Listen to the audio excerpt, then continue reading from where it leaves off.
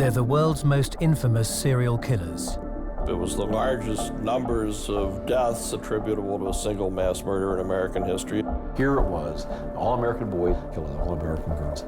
But what drove them to commit their horrific crimes? The victims had been cut open and their organs had been removed. Was it nature? Her father was reportedly a sex offender.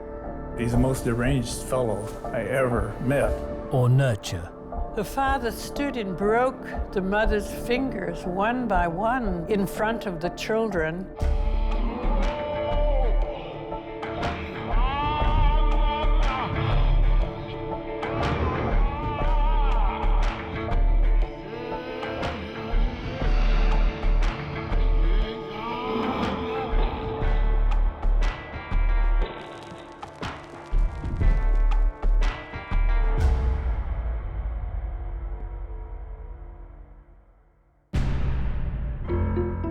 Charles Starkweather, a teenage killer with James Dean looks. He was a real tough, dangerous guy. A rebel without a cause that spread terror in a community. Anyone who had a gun got the gun out and loaded it. National Guard wandering all over Lincoln expecting that he would show up someplace. With his 14-year-old girlfriend, Caril Fugate, he went on a murderous road trip through 1950s Middle America, leaving a trail of dead men, women, and children in their wake. The murders were horrendously brutal.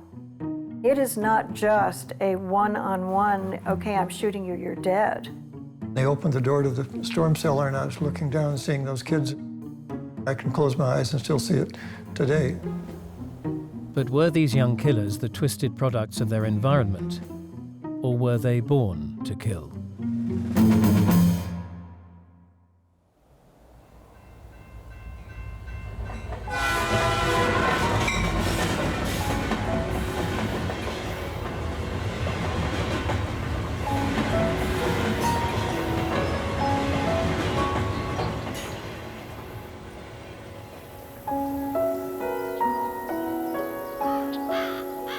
Well, it was a small town then.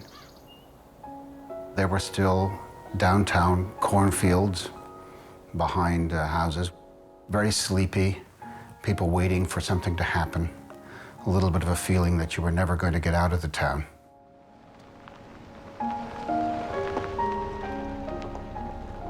Lincoln in the mid-1950s was, it was basically a well-policed, pretty calm town without much major crime. People left their doors unlocked. Not like a lot of large cities even in those days. It was into this agricultural, God-fearing and law-abiding society that the red-haired, bow-legged Charles Starkweather was born in 1938, the third of 7 boys and 1 girl. It isn't a politically correct term, but I'd call them poor white trash. They were certainly not the pillars of society.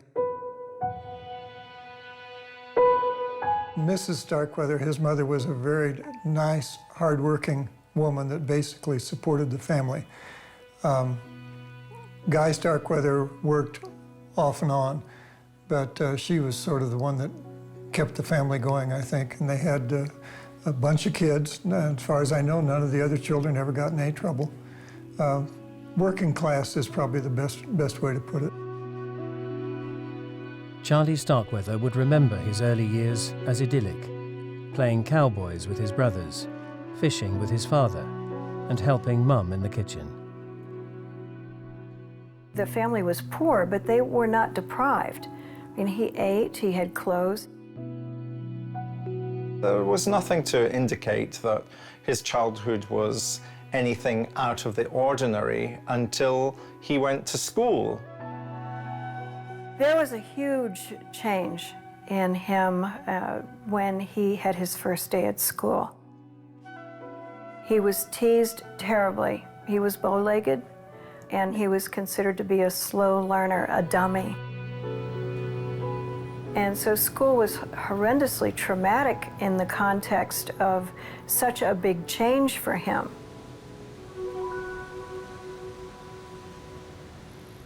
Whereas he was kind of a meek kid, not a violent kid when he was quite little, he began to evolve into a bully who would beat up on the kids, even if they were bigger than he, to try to cut them down to size if they were messing with him. Dennis Carnop, now a lawyer, was the son of Lincoln's sheriff. He remembers the young Starkweather well. He lived right across the street from me. They lived in a building just across the street from the county jail where we lived. The family was pretty rugged, pretty rugged.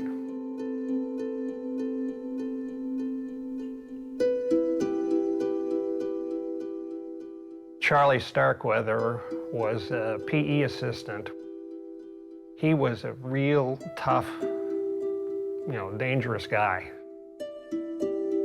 I mean, he just looked dangerous, and you knew he was, and you just kind of were in constant fear of, what am I going to do? Something here, say something, do something where he's going to land on me as soon as the class is over. And when I say that, I'm not saying I was singled out for that. I think that's pretty much, what everybody felt about it. You were always glad when that was over and you could get out of there. Many young people adopt a persona of being bad as a way of establishing some kind of role for themselves in their family, in the community more widely. Starkweather took that to a very different level. He also showed a characteristic of so many serial murderers in being able to mimic someone that he thought he should be, and that was James Dean.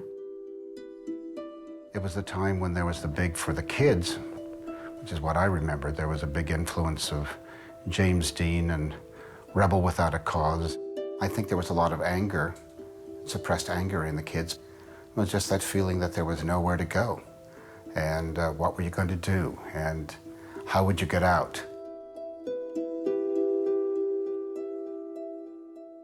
On leaving school, Starkweather got a job as a garbage man. It was then he met 13-year-old Caril Ann Fugate. Bob Hall attended Fugate's school. Well, everybody knew who she was. She was a grade ahead of me. She was a very, very typical junior high girl. She liked boys. I don't think she liked school a lot. I do know that she had said to the art teacher, Miss Ralston, that when she'd been disciplined one day, "You old bat, someday I'm going to kill you." But then I think that wasn't that uncommon. It wasn't, kids were blowing up at teachers. There was just a lot of this underlying tension right around then so it could have been anybody else having said that. It wasn't particular to Caril. To the disappointment of Fugate's family, Caril and Charlie became inseparable. She's the first girl that ever paid much attention to him, in a serious way anyway, because she was, I guess, 13 when they met. He was 18 when they met. And like a lot of young girls, I guess even today, she was impressed that an older guy was paying attention to her, and he was just tickled to death that this attractive young girl was paying attention to him. She was supposedly taken by his bad boy persona.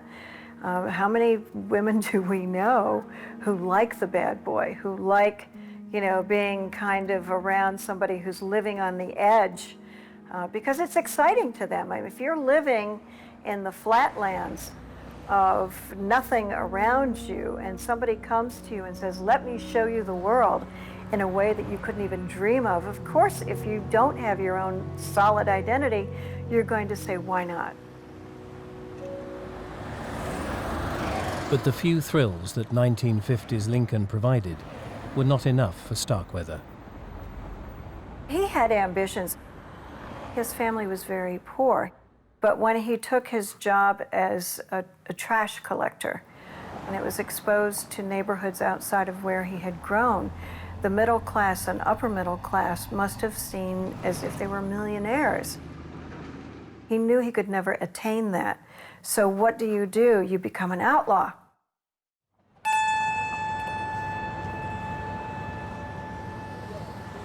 In late November 1957, Starkweather visited the Crest service station near Fugate's home, hoping to buy her a Christmas gift. The young attendant, Robert Colbert, was new. Charlie wanted to buy a little toy, for Caril, but he had no money. And he said, well, maybe you can let me buy it on time, but the fellow wouldn't let him do that. And so Charlie just grew furious.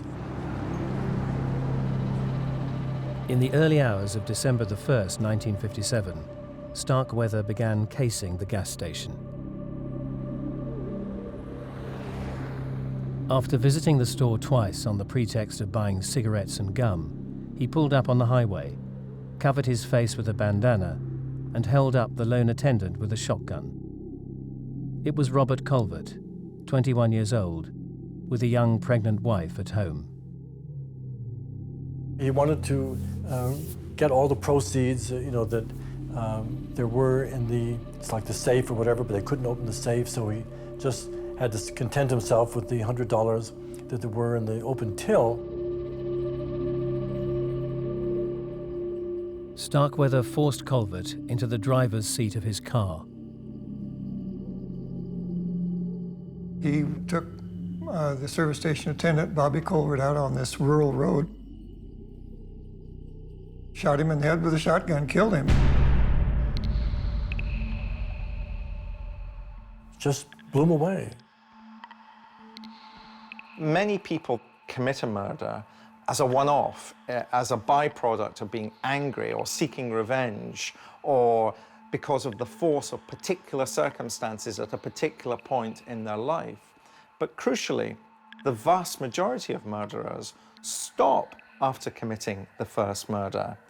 But for that small number of people, of whom Charles Starkweather was one, rather than being overwhelmed by the experience, they found it exciting, they found it sexy, they found that it gave them a power and control over another person, a power and control that they felt had been denied to them in other aspects of their lives.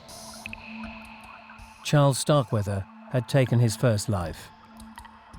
It was not to be his last.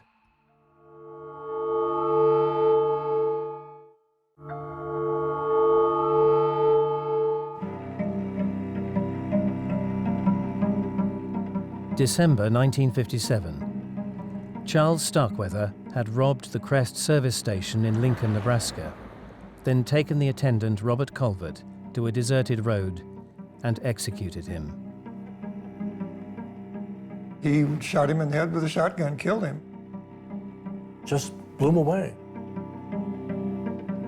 Starkweather disposed of the murder weapon in the river and altered the appearance of his car to avoid detection, while police searched vainly for the mystery killer. Reporter Del Harding was following the case closely. Charlie was never suspected or interviewed. There were a bunch of people that were given lie detector tests, a bunch of others that were interviewed, but for some reason he slipped under the radar. And I don't know why, but he did. For almost 2 months, Starkweather stayed out of trouble, enjoying his $100 haul with his now 14-year-old girlfriend, Caril Fugate. But then, he struck again. And this time it would make the gas station robbery look like child's play. I was a sophomore in high school, and my mother picked me up after basketball practice and said there had been 3 murders, and they were pretty sure it was Charlie Starkweather.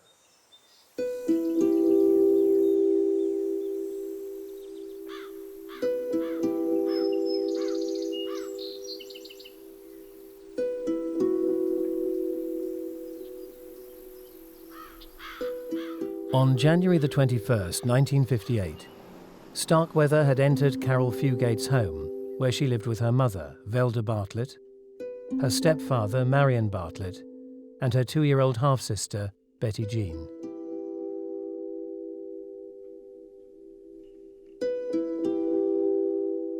After an argument broke out, Starkweather shot Marion Bartlett in the head.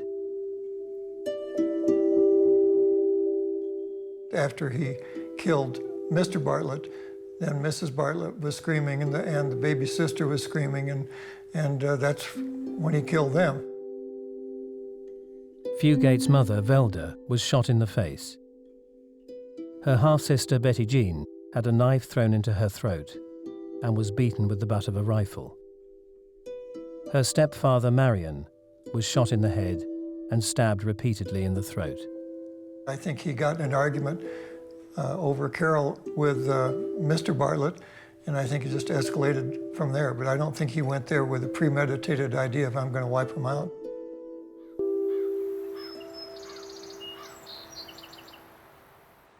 Velda Bartlett's body was wrapped in bedding, carried to the outhouse and stuffed down the toilet opening. 2-year-old Betty Jean's body was put in a cardboard box and placed on the toilet seat. And Marion Bartlett was dumped in the chicken coop. Mr. and Mrs. Bartlett and Betty Jean, the little 2.5-year-old half-sister, were killed on January 21st, 1958. Caril and Charlie stayed in the house until January 27th. For 6 days, Starkweather and Fugate lived in the house as man and wife, while the bodies of Fugate's family lay just yards away. The bodies were meaningless to them. The bodies were as meaningless as the chair or the sofa or the table or the lamp. They had no emotional meaning. So living with the bodies to us is a horrific thought, but to the serial killer, it's just another piece of thing. Caril later claimed she wasn't at the house when the murders had occurred, and that Starkweather had told her that her family were held hostage elsewhere. However, Starkweather claimed Caril had played an active role, particularly in the beating of her half-sister. With a number of serial killers, we see the killer operating within what's known as, by psychologists, as a folie à deux, literally a madness shared by two. What it does, and most immediately, is it creates a loyalty between the two protagonists, whereby they normalize their behavior to each other. Their worldview becomes one which is permissible and acceptable, and everybody else's worldview becomes something that should be destroyed. During their week in the Bartlett house, visitors were turned away by Caril with the excuse that the family were all ill.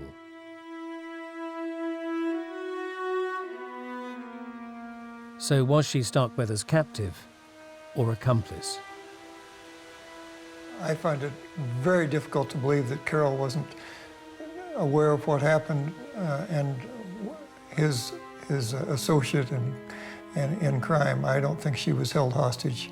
If she had been held prisoner, there had to be a way, if she had a grain of brain, that she could have gotten away. I mean, this is her town. She knew these people. She knew how to get out.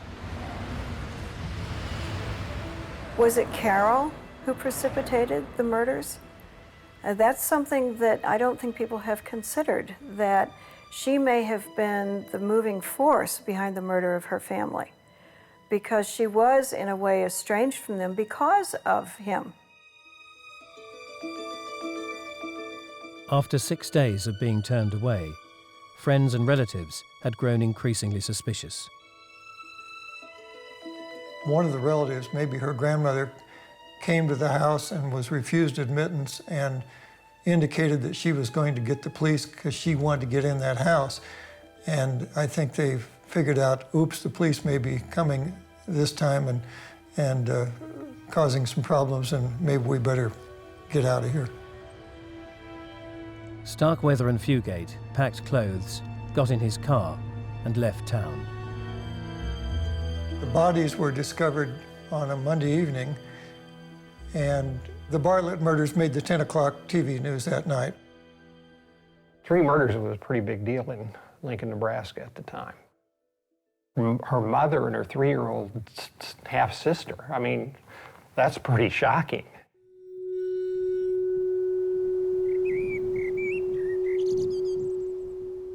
The people of Lincoln were stunned, but no one thought the triple murder was anything more than a one-off.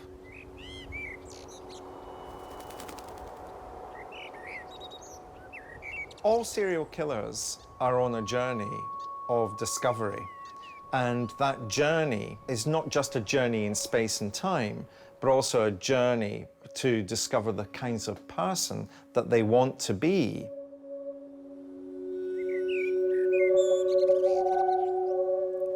On the 27th of January 1958, Starkweather and Fugate arrived at the farm of 70-year-old bachelor August Meyer, a place Starkweather knew well. He and his dad had hunted with Mr. Meyer for several years, been friendly and everything. Approaching the property, Starkweather's car got stuck in the muddy lane. Cold and angry, he and Caril continued to the farmhouse on foot. His story was that Mr. Meyer showed up the door with a gun, which I frankly doubt. Charlie shot him with a shotgun. And this, was a family friend. He just killed him. Meyer was shot in the back of the head at almost point-blank range. Dragged the body out to a shed behind the house, and then he and Caril went in the house. Starkweather searched the farmhouse for money, clothes and weapons, and ate cookies and jello, while August Meyer's dead body lay in the nearby wash house. Once they've created this parallel world in which they've socialized each other to simply think of the kinds of behavior that they're engaging in as being normal, once they inhabit that world, it's much more easy for them to continue to behave according to the norms of that world, in which that world has to revolve around Charles Starkweather and Caril Fugate. And so it's much more easy for them, after they've murdered once, twice, 3 times, to continue to murder until they're stopped. As darkness fell, Starkweather and Fugate began to get restless.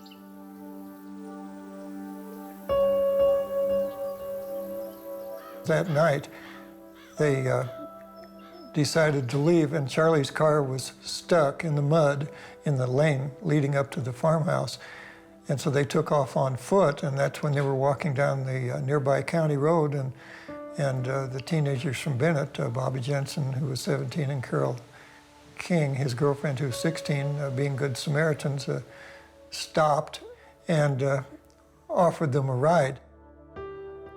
What was to happen next would shake the community to its core.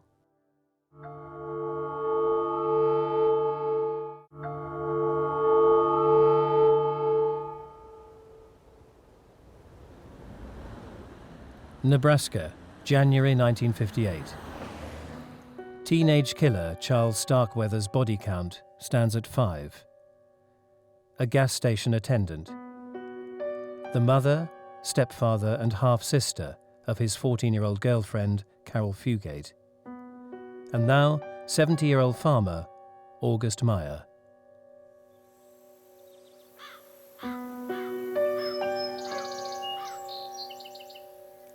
After dumping Meyer's body in his wash house, Starkweather and Fugate began to leave the area on foot.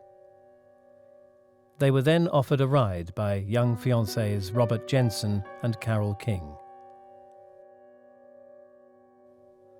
At gunpoint, the popular local teenagers were forced to an abandoned storm cellar where a schoolhouse had once stood. They were really, truly all-American kids. I mean, everybody loved them. They were both just really good, nice kids. The next day, August Meyer's body was found at his farm. Reporter Del Harding was at that crime scene when Robert Jensen and Caril King's fate was discovered. We were over at the Meyer farm, and we all rushed over to the storm cellar, and they opened the door to the storm cellar, and I was looking down and seeing those kids in that storm cellar, and it was just a very horrible scene. I can close my eyes and still see it today.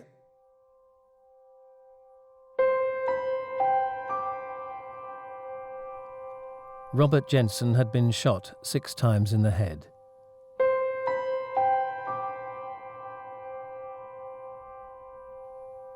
Caril King was partially nude. She'd too been shot in the head, and her sexual organs had been stabbed. It was awful. I mean, it was bad enough seeing August Meyer with, in the shed. He'd been shot with a shotgun, blood all over him. But somehow it just seemed much worse seeing those teenagers. They were like 16 years old.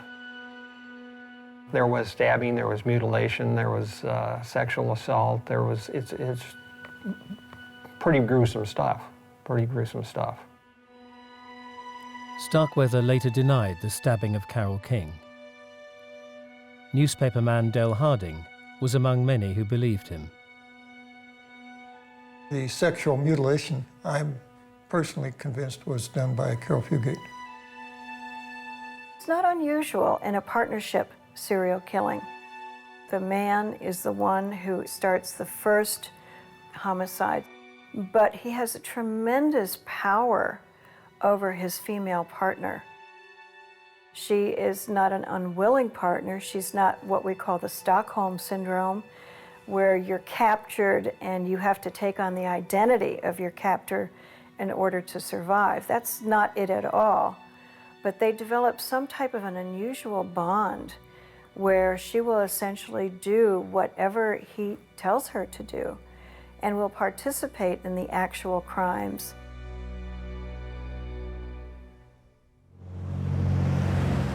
Using Jensen's car, Starkweather and Fugate set off west with a plan to escape to Washington State, where Starkweather had a brother. But after 3 hours on the road, they changed their minds, turned around, and headed back to Lincoln. What would happen next would send shockwaves through the city, the state, and ultimately the whole country. I was in, I can't remember which class, but I was in school. And what we heard was a strange announcement that we were all to go home.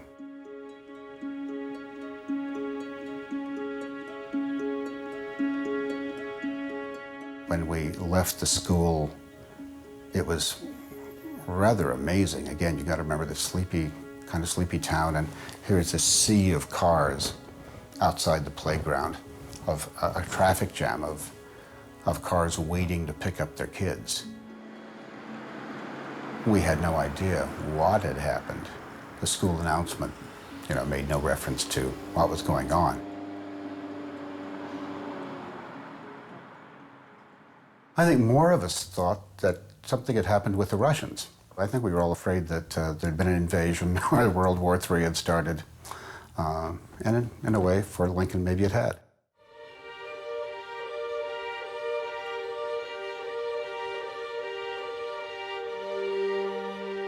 Around 8:30 a.m. on the 28th of January 1958, Starkweather and Fugate had entered a mansion in the wealthy country club district of Lincoln. They held the occupants Clara Ward and her deaf maid Lillian Fenkel captive at gunpoint. At around 6 p.m., Clara Ward's husband, the 47-year-old industrialist C. Lower Ward, returned home from work. The next morning, when he failed to turn up at the office, suspicions were raised.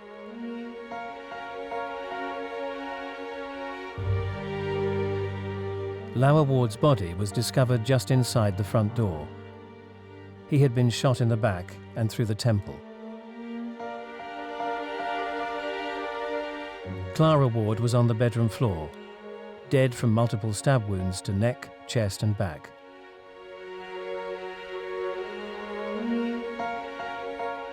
Lillian Fenkel was dead, tied to a bed. she'd been stabbed repeatedly in the chest and stomach and had severe cuts to her hands, arms, and legs.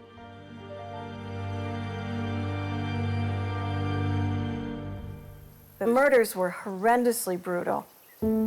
As with most serial murders, it's not just one thing. It can be cutting, it can be stabbing. It is not just a one-on-one, okay, I'm shooting you, you're dead. There's a tremendous amount of brutality.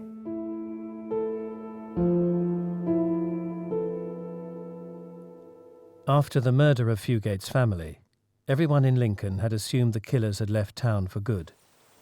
As reports of the new deaths spread, so did the terror. There was real panic in the streets. People were running to school to get their kids out of school. Men were patrolling the streets with shotguns. I mean, they thought, oh my God, they're back in Lincoln. Nobody really knew where they were. And I think the mayor was quoted as something to the effect that we're really got a sick situation. We don't know how many more bodies we might find around town. Anyone who had a gun got the gun out and loaded it and was prepared for anything unusual. And if you had an extra gun, you gave it to a neighbor who didn't have one. We saw people wandering around armed, National Guard, wandering all over Lincoln, expecting that he would show up someplace.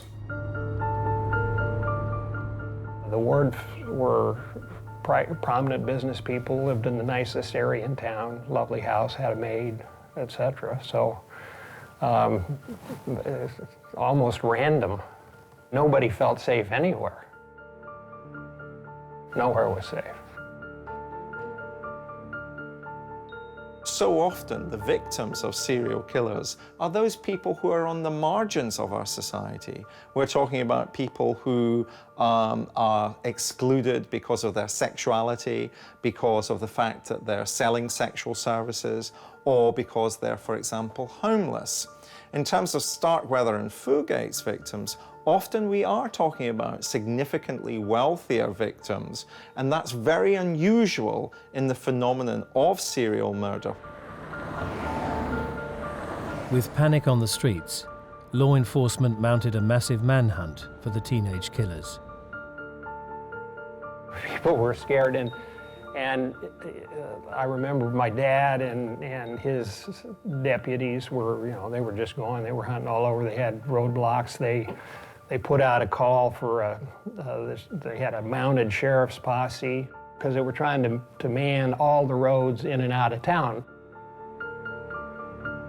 But Starkweather and Fugate were already gone. They'd stolen the Ward family's black Packard and were once again heading west, aiming to hide out in Washington state. And their reign of terror was far from over.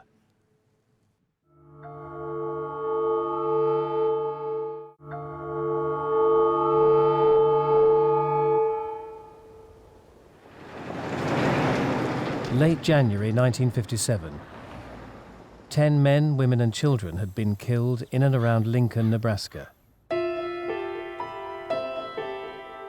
19-year-old James Dean wannabe Charles Starkweather and his 14-year-old girlfriend Caril Fugate had eluded capture and were heading west in search of freedom.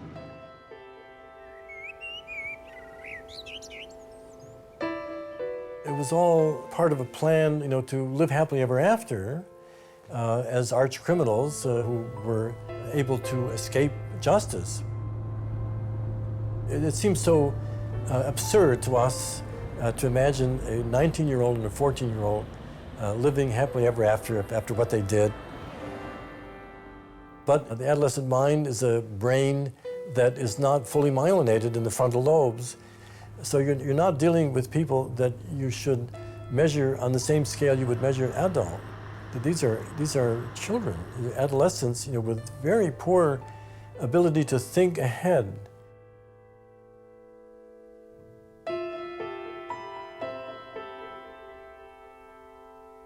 He was somebody who was caught up in the celebrity of cowboys and Indians, of James Dean, of the rebellious teenager, the rebellious outsider who was going to fight the world as he saw it. He also found himself Bonnie to his Clyde. he found an identity that he moved into. Wasn't a true identity, but he acted out as if he were in a movie. The next day, the teenagers crossed the state line into Wyoming, land of the old-style cowboys that Starkweather had loved so much as a child.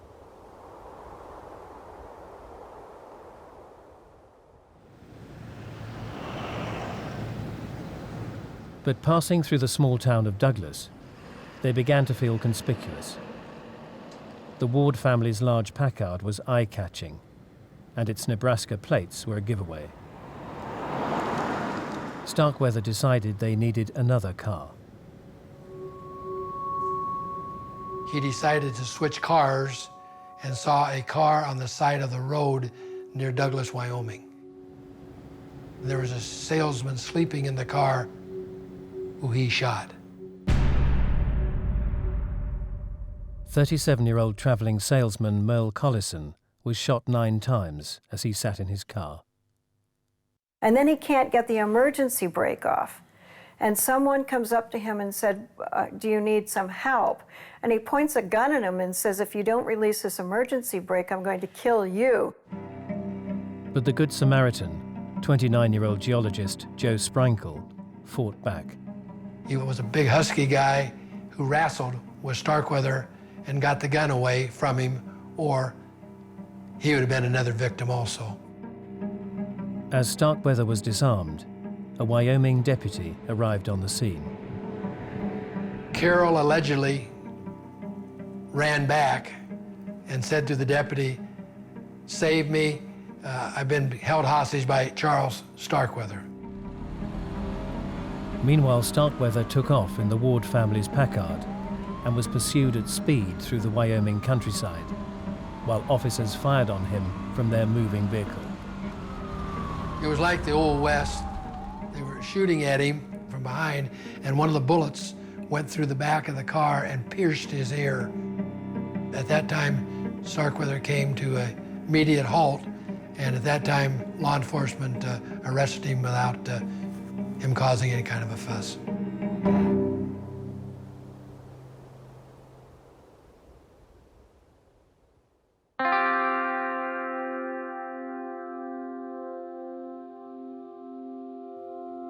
A total of 11 people had died, 10 of them in the space of 8 days.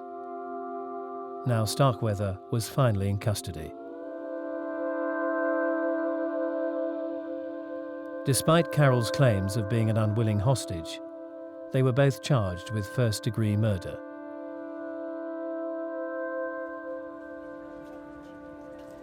The townsfolk and teenagers of Lincoln flocked to get a glimpse of the now notorious young couple.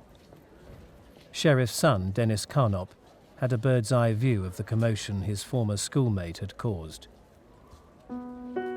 I remember that the trial, of course, was held in the courthouse, which was, 50 feet from the jail where we lived, and that the crowds were tremendous crowds, and that feelings were running very high about this. And I remember they had posted armed guards on the top of the jail and other key places, and I know that was primarily for a show of force so that the crowd would stay. Despite a death toll of 11, Starkweather insisted he'd killed in self-defense.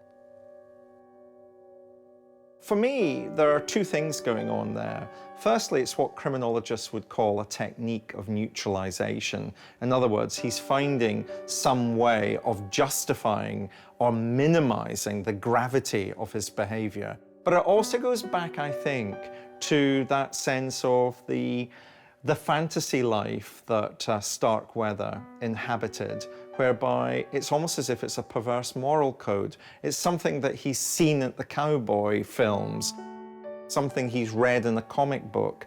It's a way of justifying his behavior. It's a way, frankly, of justifying the unjustifiable. Starkweather's guilt was not in doubt, but after initially claiming Fugate was wholly innocent, he almost immediately backtracked. His initial story they had, I'm sure, cooked up was that, gee, she didn't have any part in it. And that didn't last long, and he started saying, okay, you know, here's the real story. And then he gave statements implicating her, took lie detector tests, which, of course, were not admissible in court, but verified his version of the events. The vast majority of the reporters that covered the trial, we all felt that she was clearly guilty. Dennis Carnop's mother was the matron that accompanied Fugate from the capture onwards.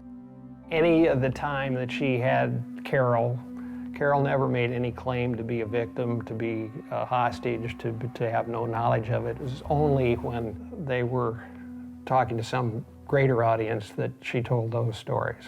And she never told my mother that at all, which obviously affected my mother's thinking about the whole thing. What I remember my mother saying about it is that she was the brains of the outfit. After a 2-month trial, the jury found Starkweather and Fugate to be guilty of first-degree murder. Starkweather was sentenced to death. 15-year-old Fugate to life imprisonment. Her demeanor was very unemotional, very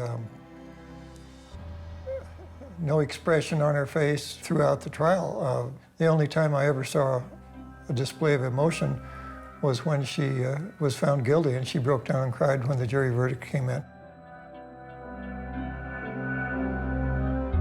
In the space of less than 2 months, 11 innocent people had died in a killing spree that sent shockwaves around the United States. But were Starkweather and Fugate born killers? Or were they a twisted product of the environment in which they grew up?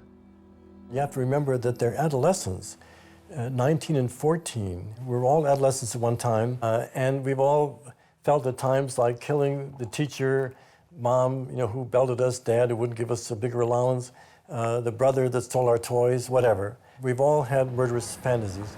But we don't do any of those things because we're socialized enough to have internal guilt mechanism, braking mechanism that makes us think about, well, we'd like to do that, but it would be absolutely wrong. We would be shunned. We would have a miserable life, so we're not going to do it. This brake mechanism just ain't working in some of these people like Charlie and Caril. Until they had been stopped, they would have kept going. There was nothing behind. They had no remorse. They had no reason to kill. So were they both born to kill? He seemed to have been. Something triggered him in his adolescent years where he took on this persona that was trying to fill in this hollowness inside him. And she just went along as a passive, participating member. I think what happens in relation to Starkweather is that we've got two different processes happening that propels him onto a trajectory where other people will end up dead. Firstly, he meets a partner with whom he can form a folie à deux, literally a madness shared by two.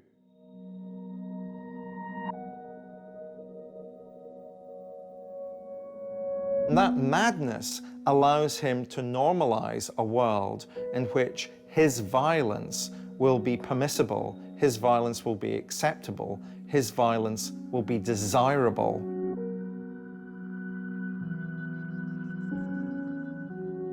And the second thing is, unfortunately, some people who, after they murder the first time, aren't overwhelmed by that experience and want to never repeat it.